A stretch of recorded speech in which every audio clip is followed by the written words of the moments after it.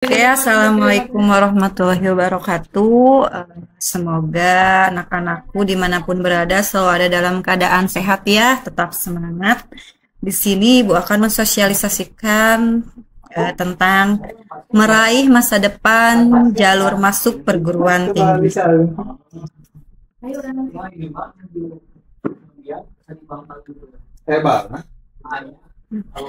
Pentingnya memilih jalur yang tepat. Bagaimana kita cara memahami diri sendiri, minat, bakat, kemampuan, potensi apa yang kita miliki, yaitu kalian bisa dengan introspeksi diri. Selama ini, apa yang kita mampu, yang bisa kita lakukan, minat apa yang kita inginkan, coba kalian renungkan, atau bisa dengan mencari umpan balik dari orang lain, yaitu bisa saja dari keluarga kita, dari teman kita, atau dari guru. Bu, saya jagonya di bidang apa? Apakah hitungan, hafalan, olahraga, atau seni gitu. Nah, untuk memilih program studi dan karir yang sesuai dengan minat dan bakat akan meningkatkan motivasi dan peluang sukses di masa depan. Maka dengan kita dapat memahami diri kita sendiri, dengan memilih program studi yang sesuai dengan minat, bakat, potensi yang ada dalam diri kita, maka motivasi yang ada dalam diri kita itu juga akan lebih tinggi, dan peluang untuk menjadi lebih sukses itu di masa depan itu juga peluangnya sangat tinggi. Nah, maka masa depan Anda itu ditentukan oleh pilihan yang Anda buat hari ini. Maka semangat ya untuk menggali minat, bakat, dan potensi. Kalau misalnya kalian lebih penasaran, kalian bisa juga lakukan dengan tes minat bakat yang diadakan oleh lembaga tes psikologi. Itu juga bisa untuk melihat lebih condong kemana nih minat, bakat, dan potensi yang ada dalam diri kita. Itu juga bisa. Nah, kenali diri, pahami pilihan. Minat itu apa yang benar-benar Anda sukai dan nikmati saat melakukannya. Jadi saya itu lebih nyaman ketika saya itu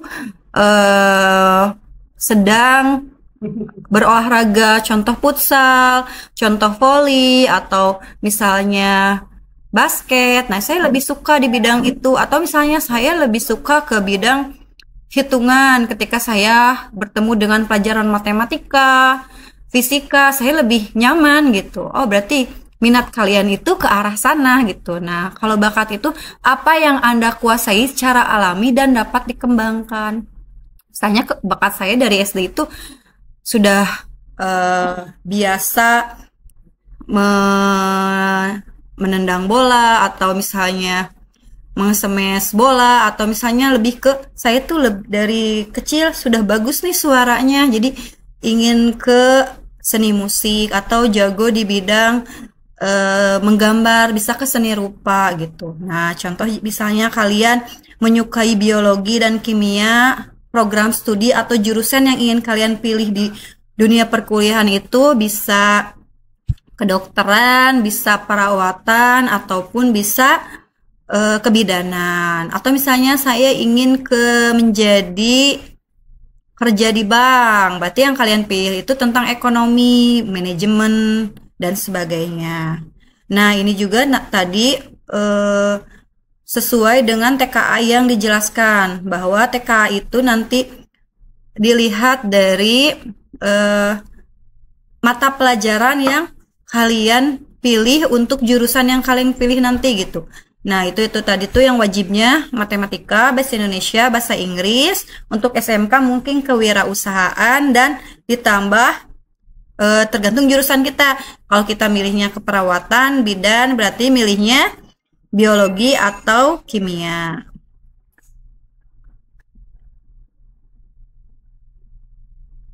Nah, untuk jalur masuk perguruan tinggi negeri. Jadi untuk perguruan tinggi negeri, perguruan tinggi itu ada perguruan tinggi negeri, PTN, atau perguruan tinggi swasta atau PTS. Nah, untuk jalur masuk perguruan tinggi negeri, terdapat beberapa jalur utama untuk masuk perguruan tinggi negeri ini.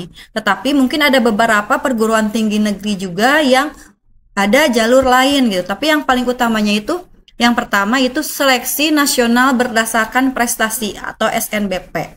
Nah, di jalur SNBP ini dilihat dari nilai rapot kalian. Jadi, rapot yang kalian miliki dari semester 1 sampai semester 5 atau dari sampai kelas 3, kelas 12 semester 1 itu nilainya itu tidak boleh turun.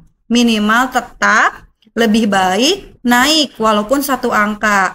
Nanti akan Ibu jelaskan. Jadi bagaimana Bu melihat naik turunnya? Nanti lebih jelasnya ketika kalian sudah bergabung di grup jalur masuk perguruan tinggi gitu. Nah, untuk SNBP ini kuotanya tahun kemarin itu kalau tidak ada perubahan setiap tahunnya itu 20%.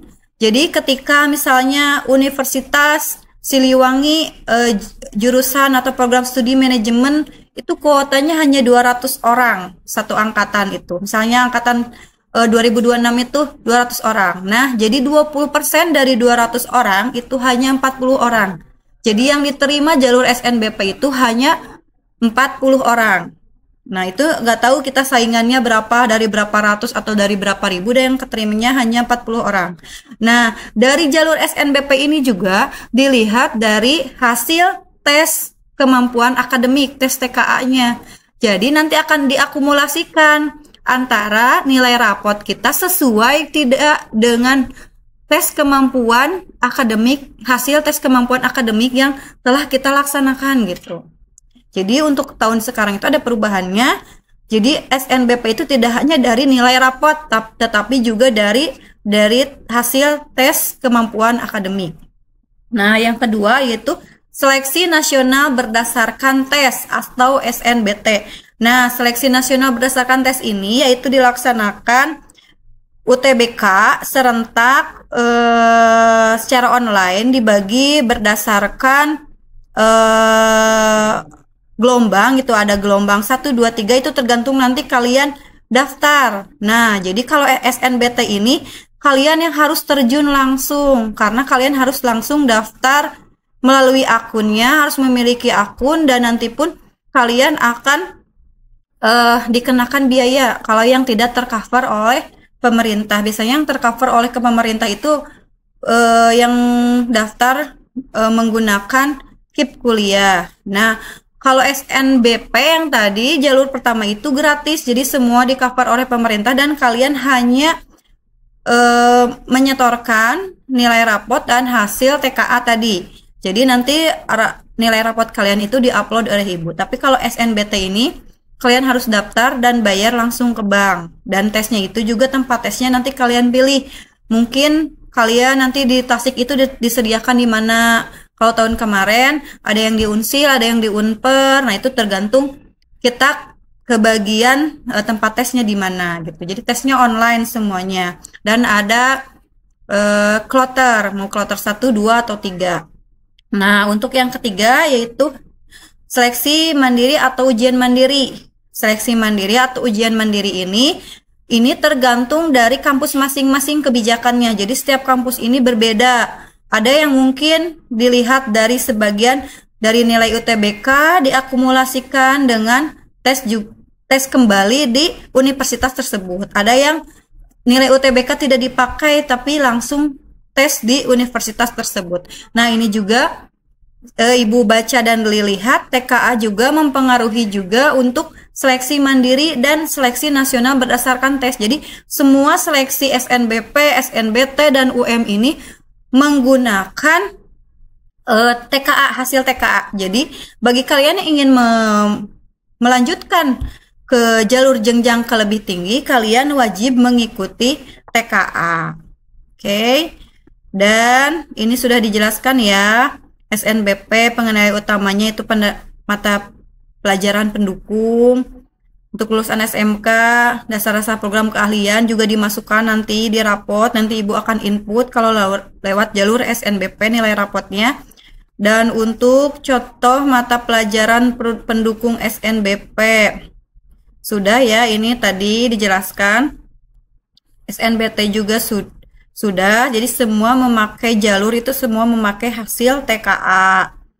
Nah, sebelum ke beasiswa KIP kuliah, Ibu sedikit menjelaskan tentang PTS atau perguruan tinggi swasta. Kalau di PTS ini kalian jangan khawatir, karena ada beberapa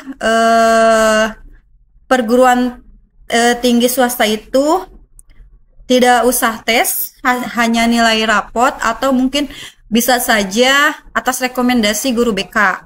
Tapi ada mungkin beberapa swasta juga yang menggunakan nilai TKA, biasanya itu lebih diprioritaskan.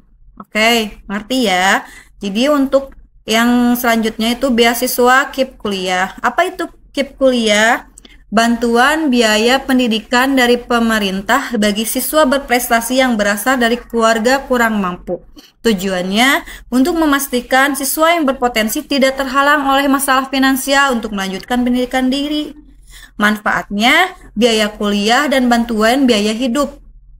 Menurut Ibu ya, apabila kalian ada keinginan untuk melanjutkan ke jenjang lebih tinggi, yaitu ke jenjang kuliah, tapi kalian terhimpit oleh biaya, kalian jangan khawatir. Silakan kalian daftar dan kalian ajukan KIP kuliah. Nanti Ibu akan dampingi bagaimana cara daftarnya. Syaratnya hanya kalian itu nik kalian terdaftar di DTKS.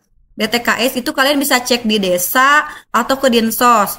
Tapi kalau kalian pernah dapat bantuan PIP atau orang tuanya pernah dapat bantuan dari pemerintah, biasanya itu niknya itu sudah terdaftar di DTKS. Ini manfaatnya sangat luar biasa bagi kita. Kita akan kuliah secara gratis selama 4 tahun. Kita mendapatkan uang saku. Ketika lolos nanti kalian dapat uang saku.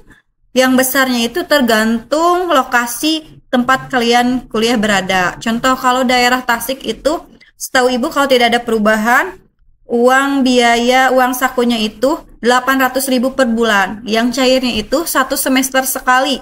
Jadi 800.000 dikali 6 yaitu 4.800.000 itu langsung masuk ke rekening kalian hanya untuk biaya sehari-hari kalian. Jadi untuk biaya kuliah nanti pemerintah akan langsung membayarkan ke tempat perguruan tinggi yang kalian tuju gitu. Jadi kalian sudah tidak memikirkan biaya kuliah. Hanya nanti kalian paling untuk mengerjakan tugas, ngeprint dan sebagainya itu seperti biasa.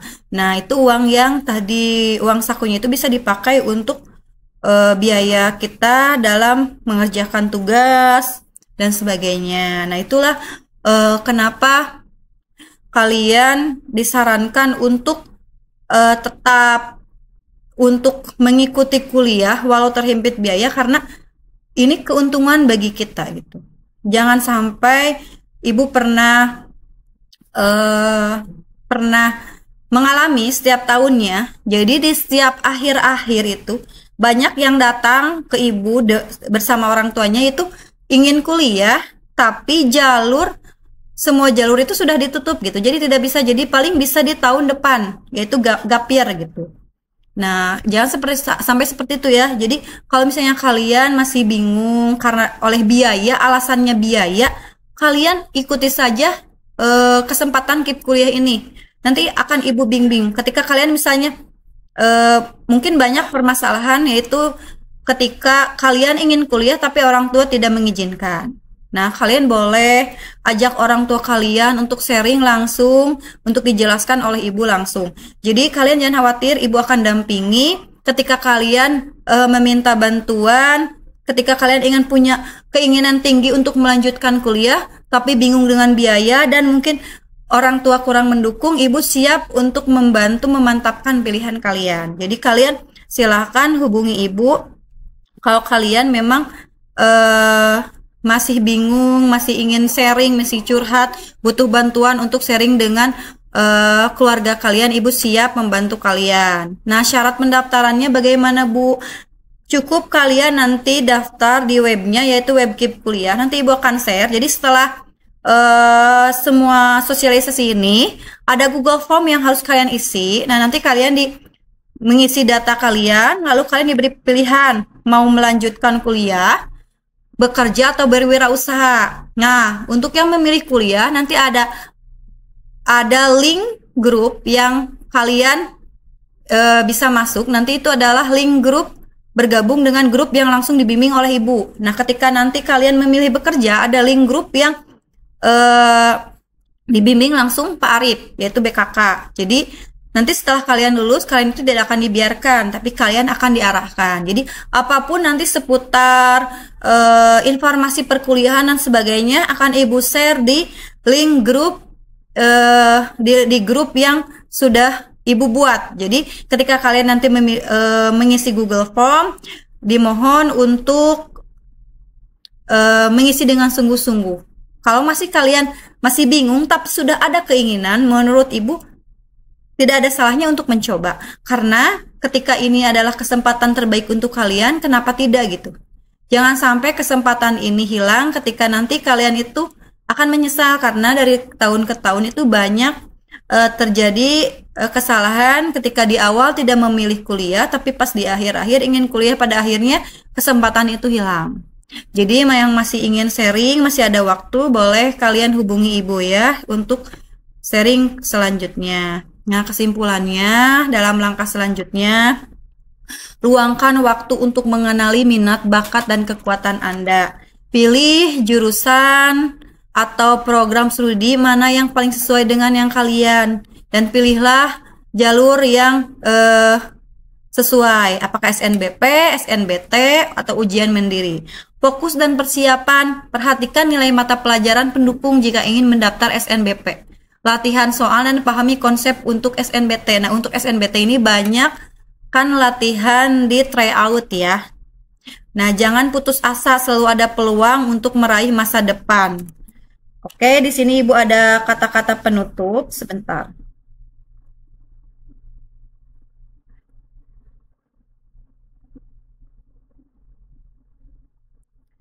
Ada kata-kata penutup.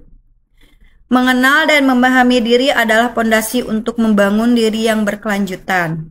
Ini bukan tentang menjadi sempurna, melainkan menjadi versi terbaik dari diri Anda. Dengan kesadaran diri Anda yang kuat, Anda akan lebih siap menghadapi tantangan, meraih peluang, dan menjalani hidup yang lebih bermakna. Silakan kenali diri sendiri kalian, jangan menyerah, jangan sungkan untuk bertanya, Ibu siap membantu. Terima kasih atas perhatiannya. Sehat selalu. Assalamualaikum warahmatullahi wabarakatuh.